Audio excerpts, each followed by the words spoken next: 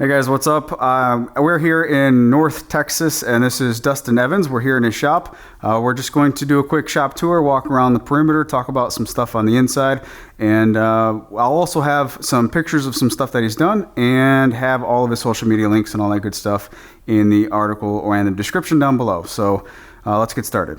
All right, so real quick, this shop, how big is this shop? A little under 400 square foot. 2-car garage with obviously the little closet built into it. That houses all the garage type stuff, but typical 2-car garage. All right, so right off the bat, this is the main station here, which is the table saw and outfeed / assembly table. Yes, yeah, table saw is here. I got about 5 foot of infeed here, so I got enough room plenty of room back here. Got a little over 8 foot of outfeed. So obviously breaking down any plywood, don't run into any issues. The router table and lathes are out of the way. 3 horsepower saw stop, great table saw, 52-inch fence. I had previously to this a Jet 3-horse cabinet saw, also had a 52-inch fence. Could probably go down to 36. Now I got a little more tools in here, but overall happy with the 52, especially after building kitchen cabinets for the last, what seems like year. I've got, obviously I do use the space over here, the dead space most of the time for assembly, or not assembly, but for pieces prior to assembly. Staging and all that. Yeah, and it doesn't really collect, the flat surfaces theory. It doesn't collect a lot of stuff actually. I'd usually keep it low key, but good little staging area if needed. I was gonna ask you, how often do you ever use the full 52-inch capacity? Rarely. Rarely? And my thought was, again, the jet saw I had was 52-inch. I built my shop around it at the time, so I figured I might as well get the 52-inch saw stop. But again, I didn't have as many tools at the time, so now looking back, if I knew I was going to outfit the shop the way I got it, I probably would have went with the 36. Probably. But like again, after this kitchen, there was many times where I did need it, and it comes in handy. Like I said, it is a flat surface that I can store stuff on. I do have room underneath it for trash cans and jigs and such, so it does get used. But in a 2-car garage, I would recommend just going with the 36-inch. So immediately to the right of that, so this is like the main table saw area, is the planer cart and DeWalt DW735. And is that the digital readout? It is. Great addition. Love that thing. Right now, it did go out of calibration. The batteries died on it, I believe, so I do need to recalibrate it, but very simple process, very handy to replicate parts. Right. The step adjustment on it is highly inaccurate for our purposes. So yeah, the main use for that is if I got to go back and recreate a piece, I can easily throw some calipers on it and go straight to this, and it's going to be dead on. Absolutely. So I did not have one of these on mine, and I thought that when I had this planer, that I thought that, well, I don't need a digital readout, no big deal. As a matter of fact, I never even used any of the scale on it at all. But now that the planer that I have has a way can't go back. Yeah. Now that you have it, you can't go back. It's one of those situations. And the cart that it's on. Yeah, I mainly keep saw blades in the top drawer. I would like a better solution for this. Take that back. Saw blades are in here. The brake and stuff needed for the saw stop, insert plates, tools. Keep this drawer. This is the Rockler blade cleaning kit that they offer. I like to clean the blades while I get them off. Easy place to do it. Nice convenient workflow. It's close by, don't have to go too far. Bottom drawer, man, this is just a bunch of old power tools that when I first started out with that I haven't parted ways with yet. Rarely ever get in here, but if I need a circular saw, I got one in there. Rarely use one because of the track saw, but a few odds and ends that rarely get used. And this is one of those like modular type of cart systems. You can basically do whatever you want to with the base. Yeah, they're from Rockler. You can get different widths, different heights. Really cool system. And you can make assembly tables out of them. You can make, whatever. My drill press is actually on one as well. Right, so it's just a frame, you throw some plywood on and do whatever you want to with it as well. Yeah. And the dust collection for this entire island, before I get to the jointer, goes up right here, and everything's up and out of the way, blast gates, all that good stuff. So that's a nice...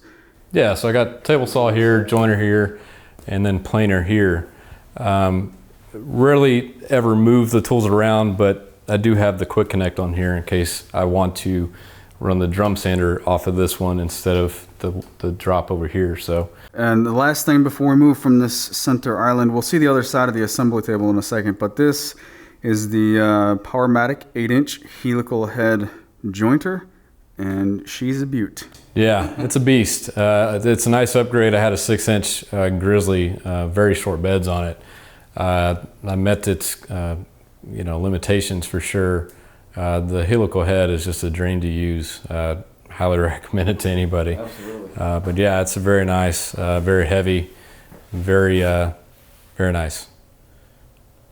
Helical heads, like I continuously say, if anybody's in the market for a new or new to them jointer or planer, helical head is my biggest recommendation. Upfront cost obviously is there, but you make up for that with blade changes and whatnot too. So, but yeah, as far as power goes for the shop, all these tools, the bandsaw, jointer, table saw, all share one 220 line. I know the electrical police out there might scream, but you're only using one at a time, though. One at a time, exactly. So yeah. But I do, 3 220 machines, one line, not a problem. One man shop. So yeah, absolutely. And then on this side of the outfeed / assembly table is some tray storage for the Festool sustainers, and it looks like you have a track on the outside face. Yeah, I had a lot of that laying around. Don't really have a specific reason why I put it up there. I thought I could build some cool attachments to go in there. I have yet to do it, but I figured it looked cool regardless. I'm sure there's a use I could utilize it for. But yeah, the sustainers, I made these drawers, just easy way to store these things. I know a lot of people, storing them versus taking the tool out and storing those separately. It's, kind of torn decision. I like keeping them all in the sustainers, but a way to store them and get in them easily is kind of tough if you stack them on top of each other. So each on a slide works out really good. And real quick, so this is purpose built for an outfeed area. So is the other side by chance the same setup as far as the drawers and all that? So it's actually a long cubby that runs the length of the assembly table. Mm-hmm. In that I can keep some cutoffs that I don't want to part ways with. There's a shelf in there. I keep an ice chest, random things that don't get used very often. There's a hedge trimmer in there for the yard, Yeah. Some moving dollies, just random stuff. It was kind of a way to utilize that space. It would be hard to use it for any other purpose really, without it being just a small island with lots of dead space back there. So we've got a drum sander, jet drum sander. yeah, it's a Jet 1632, the newer model that they came out with not too long ago. Drum sander was new to me, new to the shop. Don't use it a whole lot, but it's one of those tools that, man, once you got it and you need it, it's nice to have. Yeah, we were talking previously about a rocking chair you built and sanding 1/8 of an inch strips. Yeah, nice for bent and precise. lamination, it's a very nice tool to have. All my stuff, for the most part, except one thing here, which we'll get onto in a second, is on wheels or mobile bases. Everything is pretty much stationary. I don't need to move any tool, but this is the one tool that I do move out to use. Again, because I don't use it all that often, but it kind of just gets moved around as needed, so I can use it for space for other reasons. But yeah, great product. Very happy with it, and when I need it, it's there and it works great. Yeah, so continuing with the sanding theme over here is a disc / belt sander. Yeah, my dad got this in a trade of some sorts with a work buddy back when I first started woodworking, and he gave it to me, and I really didn't have a desire or a need really for it, but I'm glad I held on to it because I really enjoy using it. It's very handy to have. Thinking about giving it a paint job here in the near future, but it's a great machine. It's probably early 90s Craftsman, very heavy trunnions on everything on the tables there, and it's pretty powerful. Most of the combination belt disc sanders I always found didn't have enough power. You can bog them down pretty easy, but that thing, and dust collection is really good on it too, surprisingly. So I do share the dust collection for this and this with this line here. It's on the forget Rockler quick connect, disconnect. I don't forget what they call it. System Dust Right. Yeah, Dust Right system. Which it works pretty good. Works out really well. Yeah. Behind the sanders, we have clamps, obviously.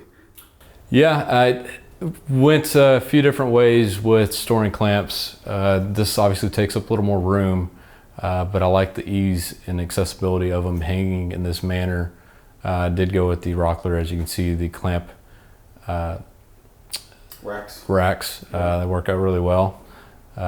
Nice assortment of clamps. I feel like I got enough clamps, but there's always the saying. Yeah, you feel like you have enough I have clamps enough. until they're all used. I'm running out of space. More. I think that's the bigger problem. So a few random other clamps up there that I use as well, but not as much. And on this little dust collection drop at the floor, you do have a floor sweep. And I don't know why. I You don't know use why.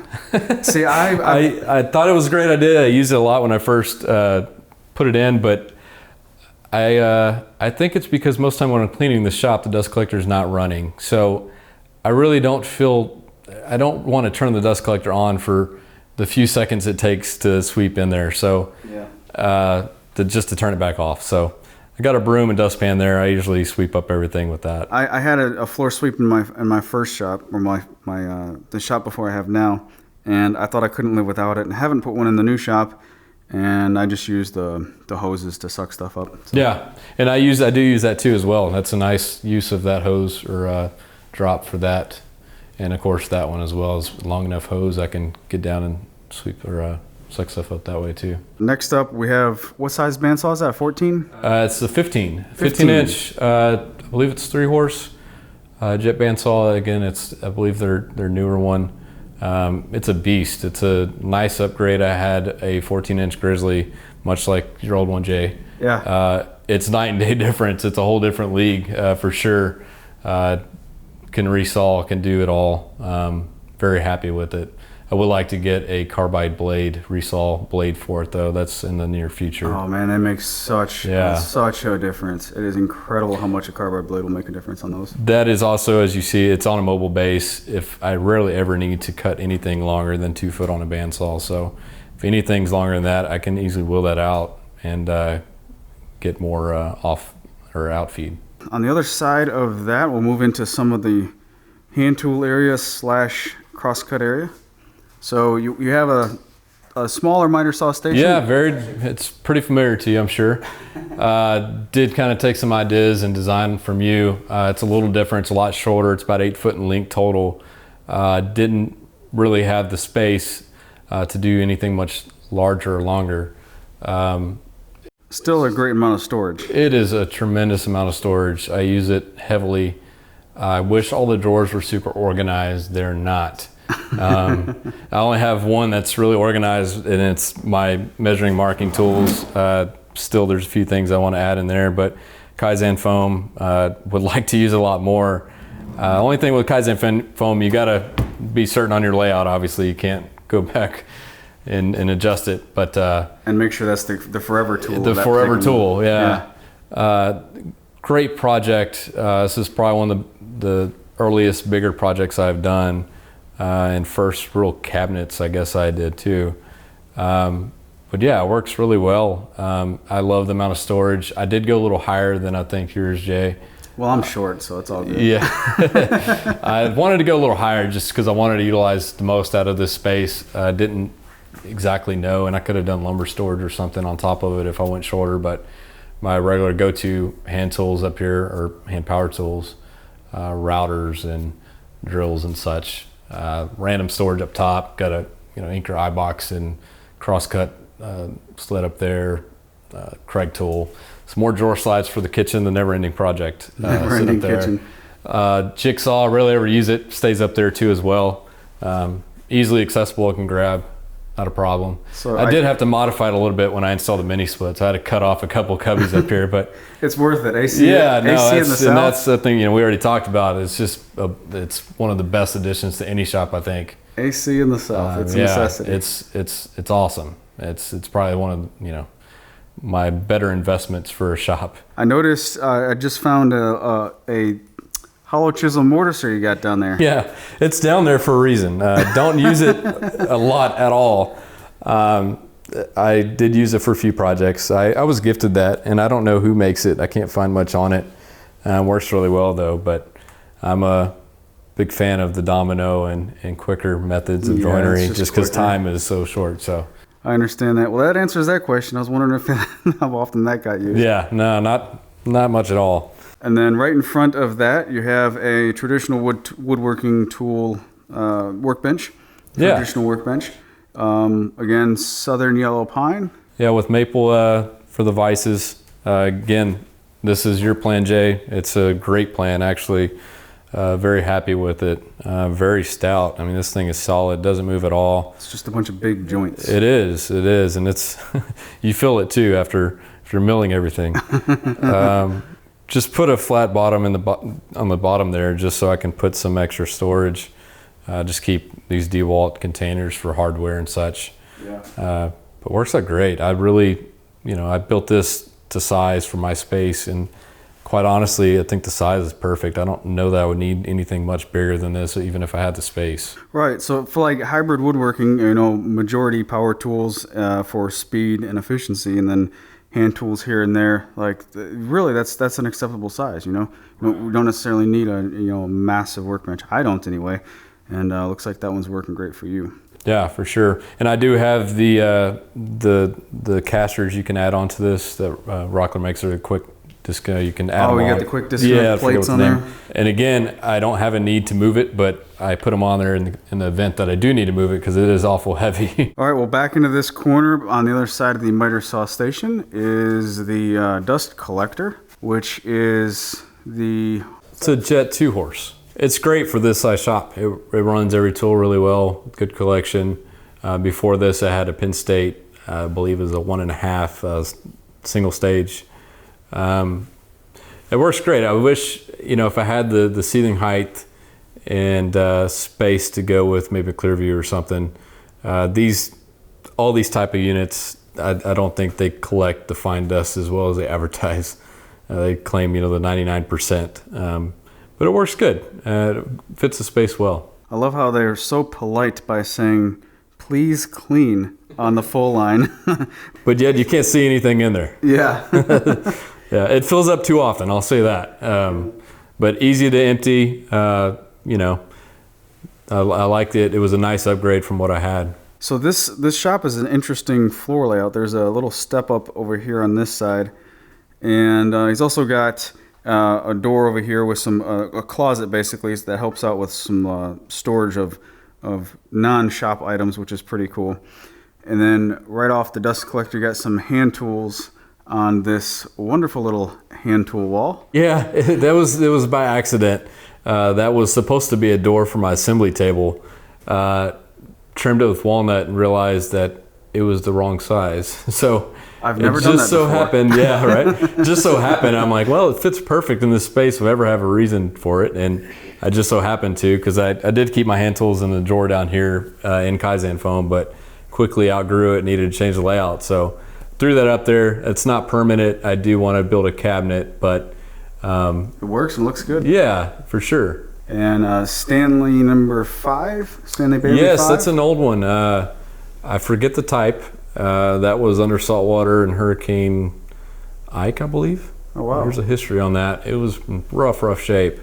That was the first hand tool that I ever restored, and it was quite fun. Yeah, and you got one of Dima Gemiunov's mallets here. Yeah, it's a beaut. It's a beaut. Dima, great job, man. Yeah. I've just gotten to the stage where I'm using it. It was one of those, and I hate to say it, it's too pretty to use. I know we hate gifting people cutting boards and such that never get used, but I've started to use it, and it's quite handy. That is a nice piece of craftsmanship. And Veritas block plane and a Rockler number 4, and Veritas handsaw and some other stuff. Yeah, a few more tools I have to put up there, but again, I'd have to kind of change the layout to fit them up there, so I'm not going to mess with it. I'm going to wait until I build a proper cabinet. And if I go to my left, there's another little tool island over here. There's the drill press by the door going into the house, and the same cabinet down below, cabinet style, I should say. Yep, same, just different size aprons and widths, but another one of the modular carts that you can build. I keep the spindle sander, Team Spindle Sander, by the way, Jay. Team spindle sander, yeah. I use it sparingly, but when I need it, it's great. But fits perfectly in there when not used. Drill press, 12-inch jet. It's got the variable speed handle, which is pretty nice. Although for woodworking use, we rarely ever use it more than the low speed it has. Built the table to kind of fit the size. Again, I didn't feel the need, much like the drill press, I didn't feel the need for a floor standing big drill press, and I also didn't feel the need for a big table. It's worked perfectly. Right on. The drill press is one of those things, like I see you have another dust collection drop over here, so it's all good, but man, that's like the most impossible thing to collect chips from. Yeah, I don't even try. I was gonna say, I don't try, I let it go down, and this is another drop that shares with the router table and lathe that I can pull off and suck up any chips. This dust collection drop goes down to this router table and the lathe cart. I almost called it a planer cart. The lathe cart here. And you made this lathe cart, it looks like? I did, yeah. This is, again, second one I made. I learned off the first one what I wanted in the second one. Stores, my lathe tools, sharpening tools in the bottom. Tons of pin kits, pin blanks, and small items to turn that never get around to doing. The walnut trim looks good. It's a good color combo. Yeah, I wanted to keep the theme throughout all, and it just, some people want their shop furniture to be like their house furniture, and not quite that anal, but I like it. Well, it looks good. It looks good. Yeah. And then the lathe itself, what is that? That's the Jet 1221, I think. 12. Okay. Yeah, and it's I had a Rikon before that. It was a good lathe, but this is the one I ultimately wanted. And great lathe. I don't do a whole lot of turnings, but when I do, I get into it and do a lot of bowls. Obviously, a lot of pins, a lot of gifts. Yeah, that's a gift machine. That's a good way to put it. Yeah. I don't use my lathe as much as I would have initially liked to, just because I'm picky about the mess and the dust. Yeah, it is messy. Definitely messy. Yeah, I do use the I don't remember the name of this, but it's a method to catch some dust. Really great when sanding. If you're doing pins, it catches a lot of the dust from the sanding process. But yeah, and this is all adjustable, comes up. Yeah. Right on. And then after this cart, we go over here to the router table. Yeah, another. It's a Rockler router table. It's one of their packages with the Inker lift. The lift is fantastic. I can't recommend that enough. Very accurate, repeatable too. Got obviously the remote switch. There's a dust bucket underneath. Dust collection between the bucket underneath and the fence collection, and it's fantastic. There's a Y in the back that splits it, but it collects very well, surprisingly. Beneath it, I've got just a bunch of router accessories, hodgepodge of just different pieces and guides and whatnot, and then stuffs. Yeah, just bits and wrenches and everything down here. That is a huge panel raising bit. Yeah, and it's a 2 1/4 Bosch router in there, and it'll run it. You just gotta be patient. But it runs it fine. But yeah, this is another one of those things where I built out the first router table a little bit different, and then went back and redid it this way. The first one, I think I had doors in front of here, and it just was unnecessary, and I wanted everything to match, as you can tell. So went ahead and redid that. Right on. It's a nice little setup there. Yeah. I really like these frame carts that you can basically do whatever you want to on the inside. Yeah, it's kind of like an IKEA type working cart. Yeah, exactly. It works out really well. And like I said, I've seen a lot of people make work tables and assembly tables out of them too as well. You can, pick many different lengths of stretchers. So pretty cool. Behind it, I see your air compressor over here. Yeah, I used to have a little pancake compressor. It went out, and I was able to get this one for about the same as another pancake compressor. It takes up about the same footprint. It's just a vertical tank on it. So I don't use it a whole lot. My idea was I was going to be able to use a conversion gun and do some spraying with it.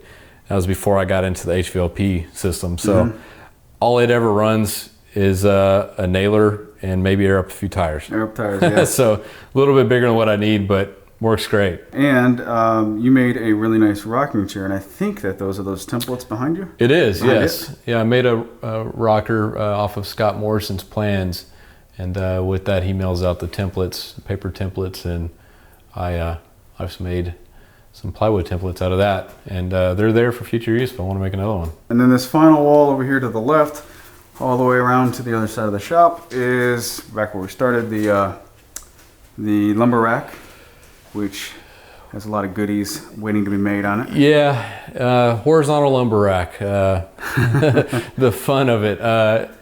It works really well. These racks are awesome, and the price was right versus building your own.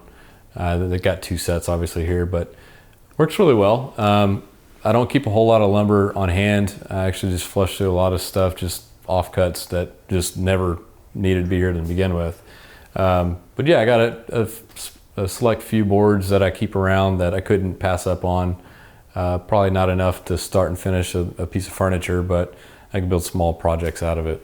Right on. Well, I noticed you had to drop the left 2 racks on the wall because of the garage door. Yeah. Which I think is really cool that you can still mount these uneven and still make horizontal use out of all the shelves in between. That's a...